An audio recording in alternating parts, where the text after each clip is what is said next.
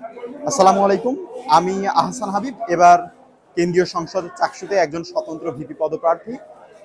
বিভিন্ন প্রার্থীরা বিভিন্ন রকমের ইশতেহার দিচ্ছে, কিন্তু আমি আমার ইশতেহারে দুইটা জিনিস স্পেশালি অ্যাড করতে চাই। সেটি হচ্ছে যে আমি চাই চট্টগ্রাম বিশ্ববিদ্যালয়ের শিক্ষার্থীদের মধ্যে একটি স্ট্রং কমিউনিটি গড়ে উঠুক, যেন যে কোনো বিপদে যে কোনো প্রয়োজনে আমরা একে অপরকে সহযোগিতা করতে পারি এবং আমাদের মধ্যে ভ্রাতৃত্বমূলক সম্পর্ক আরও জোরদার হয়।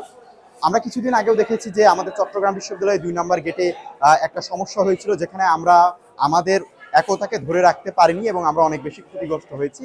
কমিউনিটি বিল্ড আপ আমার একটি অন্যতম লক্ষ্য হবে আমি যদি ভিপি পদে সংসদে নির্বাচিত হতে পারি।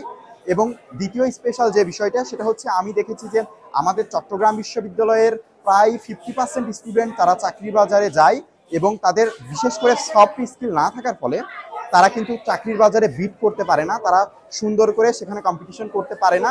আমি চাই যে চট্টগ্রাম বিশ্ববিদ্যালয়ের প্রতিটি শিক্ষার্থীকে সফট স্কিলকে ইনশিওর করা, তারা যেন সফট স্কিলে সমৃদ্ধ হয় এবং চাকরির বাজারে তারা সঠিকভাবে কম্পিটিশন করতে পারে এবং চাকরির বাজারে সঠিকভাবে দাঁড়াতে পারে।